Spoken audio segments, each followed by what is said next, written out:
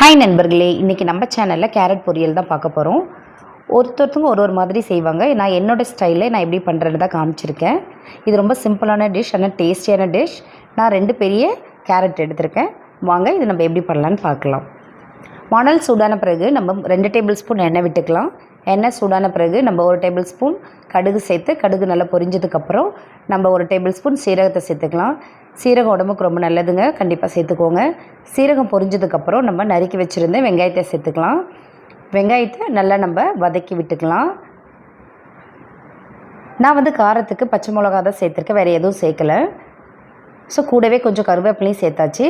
So பச்சை மிளகா, கருவேப்பிலை, வெங்காயம் இது எல்லாமே நல்லா நம்ம வதக்கி விட்டுக்கலாம்.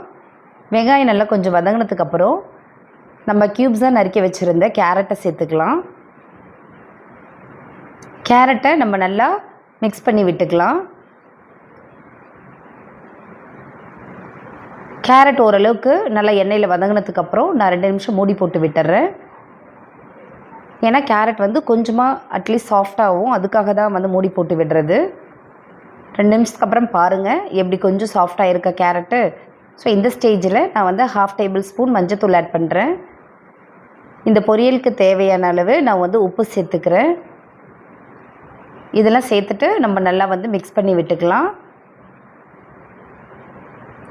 கேரட் வேகிறதுக்காக நான் 1/4 டம்ளர் தண்ணி தான் யூஸ் பண்ணியிருக்கேன். நிறைய தண்ணி தேவைப்படாது, நீங்கள் 1/4 டம்ளர் மட்டும் யூஸ் பண்ணிக்கோங்க. தண்ணி ஊற்றுனதுக்கப்புறம் நான் மூடி போட்டு ஒரு 5 நிமிஷம் நான் சிம்மிலே விட்டுறேன். இதுக்கு நடுவில் நம்ம தேங்காய் துருவல் ரெடி பண்ணிக்கலாம்.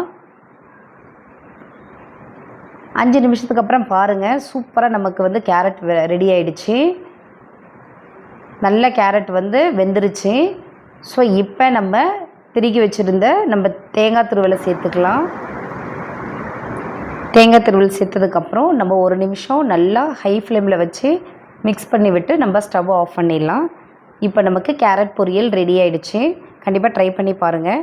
Thank you so much.